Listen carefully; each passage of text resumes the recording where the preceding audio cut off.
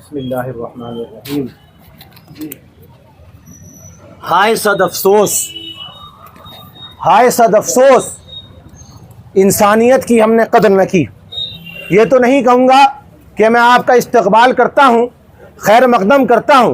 इसकी एक वजह है, आज हम यहाँ जो इकट्ठा हुए हैं वो अपने गम और गुस्से का इजहार करने के लिए इकट्ठा हुए हैं।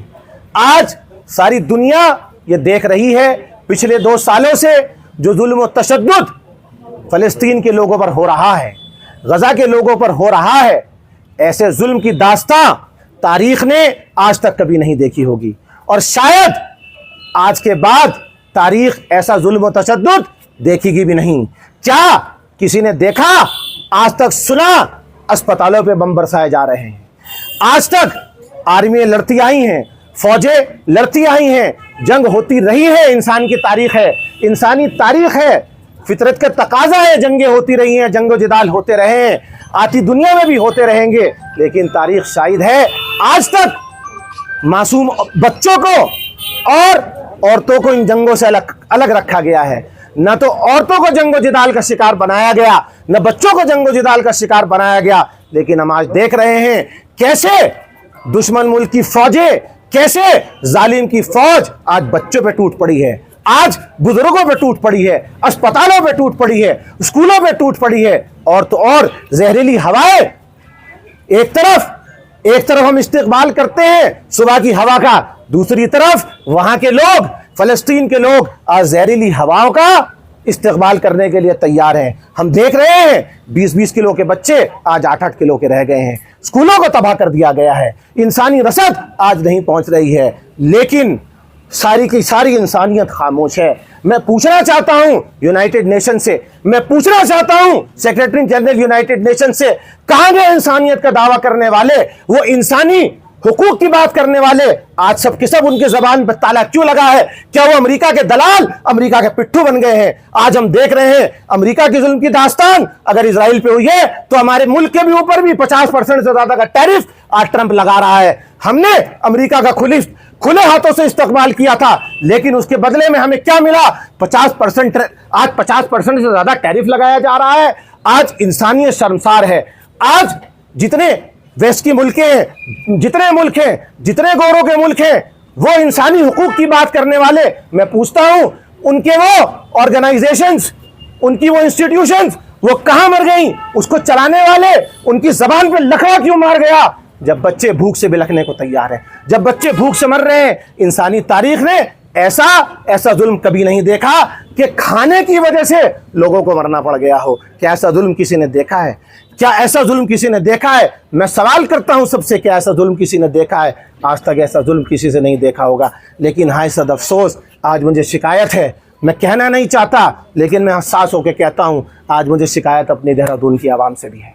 आज मुझे शिकायत अपनी देहरादून की आवाम से भी है। वो सोशल मीडिया पर रोने और बिलखने का नाटक करने वाले, वो व्हाट्सएप और फेसबुक पे ये चलाने वाले, हाय फिलिस्तीन के कातलों काश हम होते, काश हम होते। नहीं नहीं नहीं, हम अपने दावों में झूठे हैं। हम वहाँ क्या जाएंगे? आज हम यहाँ सिर्फ अपने हिंदुस्तान के वजीर आजम को इसमें इंटरफेरेंस के लिए अगर आज कॉल दी गई है तो आज यहाँ भी हमारा आना मुश्किल हो गया है। तो मैं पूछता हूँ, अगर ये जुल्म बर्बरियत हो रही है, अगर ये जुल्म बर्बरियत हो रही है और हम अपनी आवाज़ इस पे नहीं उठा सकते, हम अपने अल्फाज से इसकी मजम्मत नहीं कर सकते, तो मेरे अजीज़ों हम क्या करेंगे? तो हमें तैयार रहना चाहिए। हमें ऐसा जुल्म और तशद्दुद का शिकार शायद यहाँ भी होना पड़ जाए। हम जिंदा कौम नहीं हैं, हम मुर्दा हो चुके हैं, हम मुर्दा हो चुके हैं। एक हो जाएं तो कहलाएं खुर्शीद मुबीन, वरना इन बिखरे हुए तारों से कोई बात नहीं बनती।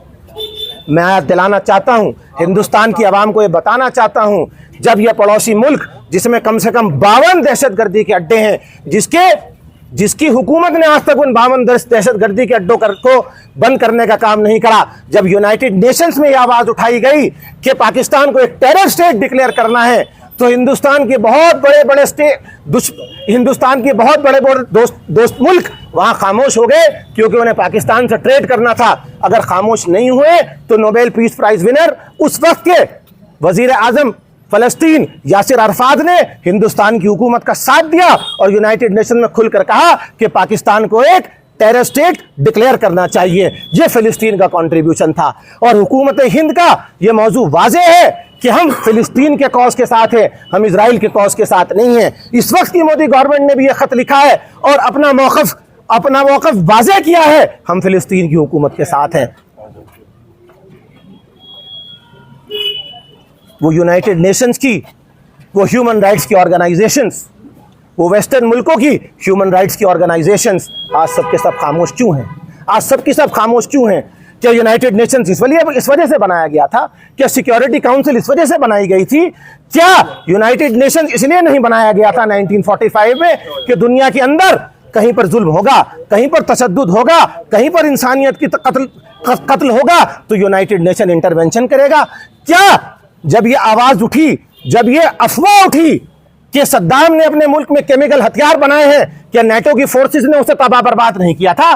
क्या लीबिया को तबाह बर्बाद नहीं किया था और सारे मुल्कों को तबाह बर्बाद नहीं किया था? लेकिन आज क्योंकि ज़ायनिस्ट के कंट्रोल में सारी की सारी चीजें हैं तो आज इजराइल के खिलाफ कोई एक लफ्ज उठाने के लिए तैयार नहीं है। लेकिन मैं कहता हूं, मैं और मेरे साथी ये देहरादून की आवाम, हमारा ऑर्गेनाइजेशन ये आवाज उठाएगा। आप इस आवाज को दबा नहीं सकते, आप इस आवाज को दबा नहीं सकते और जोर से नारा लगाएगा, इनकलाब जिंदाबाद, इनकलाब जिंदाबाद। हम हिंदुस्तान की सड़कों पर इस लड़ाई को लड़ेंगे। आज मैं कहना चाहता हूं, अब ज्ञापन से काम नहीं चलेगा। बहुत जल्द पूरे मुल्क हिंद में मैं ऐलान करने जा रहा हूं और आज यहां सबकी तरफ से ऐलान मैं करता हूं कि बहुत जल्द हम इजरायली एम्बेसी का घेराव करेंगे। ज्ञापन नहीं होगा, ज्ञापन नहीं होगा, अब बातचीत नहीं होगी, अब रण होगा, अब रण होगा। अब बहुत हुआ तुम्हारा जुल्म और तशद्दुद। क्या तुम्हें भूख से बिलखते हुए बच्चे, क्या तुम्हारे अंदर इंसानियत मर चुकी है? क्या तुम्हें भूख से बिलखते हुए बच्चे, क्या तुम्हें भूखमरी का शिकार होते बच्चे? मैं इस वक्त बड़ों की बात नहीं कर रहा हूं, मैं अपनी बात को बार बार, आज अल्फाज नहीं मेरे पास है, मैं इतना हसास इस मौजू पे हो चुका हूं, इतना गमज़दा हो चुका हूं। क्या बच्चों की तरफ देखने वाला कोई नहीं? दुनिया के लोग आज ऐसी तंजीमें बना रहे हैं कि जानवरों के हुकूकों की बात हो रही है, लेकिन इंसानों की नस्ल की बात नहीं हो रही है। तो इंसानियत, मैं पूछता हूँ, कहाँ गई इंसानियत? कहाँ गए इंसानियत का दावा करने वाले कि मर गए या नहीं मर गए? मैं सबसे दरख्वास्त करता हूँ, आप किसी भी मजहब से ताल्लुक़ रखने वाले हों, लेकिन आज फ़लस्तीन को आपकी दुआओं की ज़रूरत है। आज फ़लस्तीन को आपकी दुआओं की ज़रूरत है। आज गिरजा में आवाज़ उठनी चाहिए, आज मंदिर में आवाज़ उठनी चाहिए, आज मस्जिद में आवाज़ उठनी चाहिए, संसद में आवाज़ उठनी चाहिए, सड़क पे आवाज़ उठनी चाहिए और दुनिया की हुकूमतों में आवाज़ उठनी चाहिए। मैं सारे वेस्ट वर्ल्ड को मुखातब होकर कहता हूं, जितने इंसानियत को प्यार करने वाले लोग हैं, जितने इंसानियत को मानने वाले लोग हैं, आप सब के सब, मैं पूरे वेस्ट को, I address the entire western countries, go and protest outside Israeli embassies, go and protest outside Israeli embassies if you are not going to stop the war today. If you don't condemn this war today, a day will come when your children will face this brutality of other nations. आप जुल्म को रोकेंगे नहीं तो आपको जुल्म का शिकार होना पड़ेगा, आपको जुल्म का शिकार होना पड़ेगा। मैं आपसे फिर कहता हूँ, गजा आजाद होगा, इजराइल तबाह बर्बाद होगा, इजराइल नेस्तनाबूद होगा। जुल्म की रात कितनी काली हो, जुल्म की रात कितनी भी काली हो, लेकिन सुबह की सूरज की एक किरण की एक रोशनी उस अंधेरे को गायब कर देती है। और हिंदुस्तान के एक वजीर पंडित अटल बिहारी वाजपेयी ने यह कहा है कि अंधेरा हटेगा, सूरज निकलेगा, और जब सूरज निकलेगा तो रोशनी होगी। आज हम किसी मजहब की बात नहीं कर रहे हैं, आज हम किसी पंथ की बात नहीं कर रहे हैं, आज बात हो रही है तो इंसानियत की बात हो रही है। मीडिया के लोगों से कहना चाहता हूँ, डिप्लोमेट्स को कहना चाहता हूँ, पॉलिटिशियंस को कहना चाहता हूँ, एम्बेसडर्स को कहना चाहता हूँ, एक्टर्स को कहना चाहता हूँ, क्रिकेटर्स को कहना चाहता हूँ, फुटबॉलर्स को कहना चाहता हूँ, क्या इस जुल्म और तशद्दुद के खिलाफ तुम्हारी जिम्मेदारी नहीं है कि तुम आवाज़ उठाओ? क्या ये तुम सांग रचते हो, हमने इतने करोड़ डॉलर की मदद करी, हमने इतने करोड़ डॉलर की मदद करी, हमने इतने करोड़ की मदद करी, तो तुम्हारी ये आवाज़ें क्यों लकवा मार गई हैं फ़लस्तीन के बच्चों के लिए? क्यों आवाज़ें मार गई हैं वहाँ की मासूम औरतों के लिए? क्यों तुम्हारी आवाज़ में लकवा मार गया है वहाँ के मरीजों के लिए? तुम कब बोलोगे?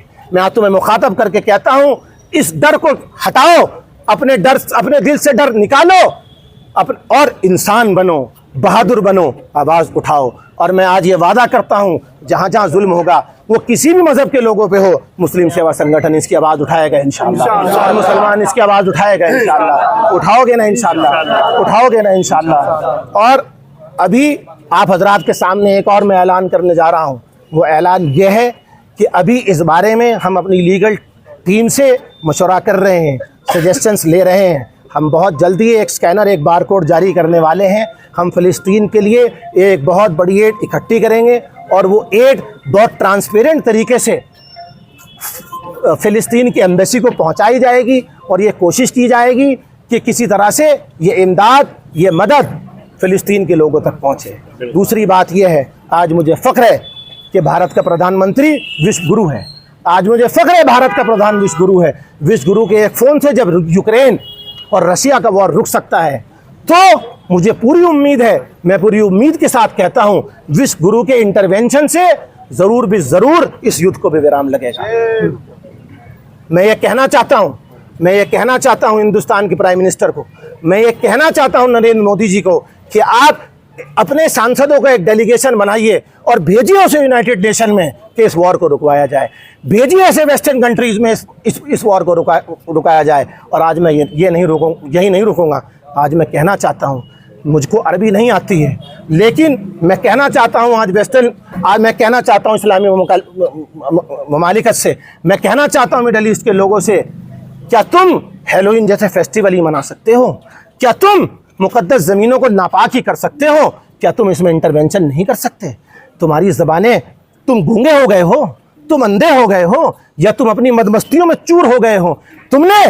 तुमने मुक़द्दस जगहों को नापाक कर दिया है। एक मुक़द्दस जगह को बचाने के लिए जो बच्चे अपनी जानों की कुर्बानी दे रहे हैं, अरे शर्म से डूब मरो। अरे मोहम्मद बिन सलमान, शर्म से डूब मरो शर्म से।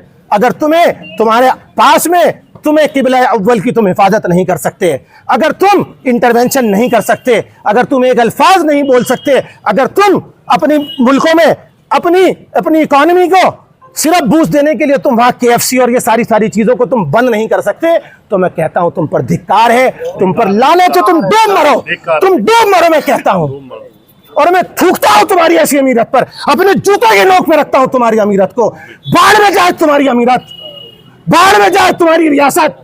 तुम इस लायक नहीं हो तुम मुसलमानों के हुक्मरान बनो, तुम इस लायक नहीं हो तुम हमारे अरब के बादशाह बनो। नहीं, तुम किसी लायक नहीं हो, तुम्हारी औकात चपड़ासी लायक नहीं है। जब तुमको ये जुल्म नहीं दिखता है, कहां मर गए वो 57 मुल्क? आज तुमसे इंटरवेंशन भी नहीं होता है। काश हमारे पास ताकत होती, भले ही हमारी जान चली जाती, लेकिन मैं कहना चाहता हूं, उन बच्चों के लिए हम जरूर लड़ते हैं और हम उन बच्चों के लिए लड़ेंगे, अपनी आखिरी सांस तक लड़ेंगे इंशाअल्लाह। लड़ोगे ना इंशाअल्लाह? आज से हम ये वादा करें कि अपनी हर दुआ में हम फ़लस्तीन के बच्चों को याद रखेंगे। जब भी खाना खाएंगे फ़लस्तीन के भूखे बच्चों को याद रखेंगे ना इंशाअल्लाह। और जिसकी जितनी हैसियत होगी, अगर 1 रुपया भी होगा तो हम उस 1 रुपये से भी उसको मदद पहुंचाने की कोशिश करेंगे इंशाअल्लाह। हमें सोशल मीडिया पे कोई पब्लिसिटी नहीं चाहिए इसकी। हम हिंदुस्तान के रहने वाले लोग हैं, हम हिंदुस्तान के मुसलमान हैं, ये तिरंगा हमारी शान है। हम हिंदुस्तान के लोग वासुदेव कुटुंबकम में बिलीव करते हैं कि सारी इंसानियत एक परिवार है। जब सारी इंसानियत एक परिवार है तो सारे इंसान हमारे भाई हुए कि नहीं हुए? जो लोग मर रहे हैं वो हमारे भाई हुए कि नहीं हुए? आज अपनी बात को ख़त्म करते हुए मैं ये भी कहता हूँ, उत्तरकाशी में जो आसमानी सैलाब आया है, उसमें जो लोग फसाद से मुतासिर हुए हैं, जिनकी जानें गई हैं, आज मैं पूरी माइनॉरिटी की तरफ से, अपनी तंजीम की तरफ से उनको खराज अक़ीदत पेश करता हूँ। और बहुत जल्द हमारी एक टीम उत्तरकाशी का दौरा करेगी और हमारी इस ऑर्गेनाइजेशन से जो भी मदद हो सकेगी, हम उत्तरकाशी के वो लोगों के लिए वो मदद करने के लिए तैयार हैं। उसमें बढ़ चढ़ के हिस्सा लेंगे ना इंशाअल्लाह। क्या वहाँ के मरने वाले लोग इंसान हैं कि नहीं? क्या वहाँ जो बादल फटने, जो तबाही आई है, वो सब हमारे भाई हैं कि नहीं है? हम फ़लस्तीन तो नहीं जा सकते, हम उत्तरकाशी तो जा सकते हैं ना। तो हम जाएंगे इंशाअल्लाह ताला। हमें उत्तरकाशी को भी नहीं भूलना है, हमें फ़लस्तीन को भी नहीं भूलना है। जहाँ जहाँ इंसानियत पे जुल्म होगा, हम ऐसे ही, भले ही हमारी तादाद 2 हो या 2 करोड़ हो, हम ऐसे ही मरते दम तक, जब तक हमारे जिस्म में जान है, जब तक हमारे जिस्म की एक खून की बूंद बची है। हम इंसानियत के लिए और हम मोहब्बत के लिए, हम अमन व अमान के लिए लड़ते रहेंगे, लड़ेंगे ना इंशाअल्लाह। आगे